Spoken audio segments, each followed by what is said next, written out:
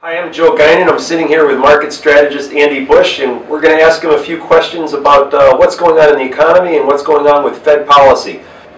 So you'd expect to see payroll numbers continue to be fairly strong? Yeah, somewhere over 200,000, 250,000. Okay. And we've seen some of that hint you've talked about with wage inflation. We saw the port people out in California. They must have got a wage increase. The steel workers down at the refineries, they must have got a wage increase. Certainly, I think the biggest employer in the U.S., Walmart, and their wage hike. Right, and TJ Maxx and a lot of these retailers are increasing the average hourly earnings because they're raising minimum wage. So those have all been announcements in the past few months, but those numbers haven't necessarily flowed through yet. So we'll probably start to see those results in hourly earnings as the year progresses.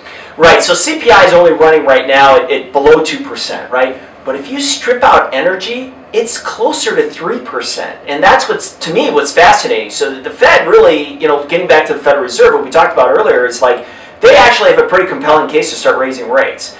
They say inflation is below 2%. It is. But when we get these year-over-year numbers start to kick in towards the end of the year, we know we're going to start seeing faster inflation because oil will be, coming from much lower levels, and as will gasoline prices. So the best news I could say is that consumer confidence is holding up pretty strongly, and that's really great. And it's staying in the 90s. That's fantastic.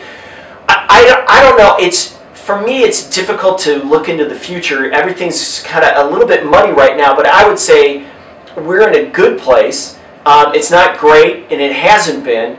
I'd like to see some progress made in Congress on a few things. I'd like to see them pass some budgets. I'd like to see some certainty for tax policy overall. That would help the economy as well. So there's definitely some things out there that could further help the U.S. economy.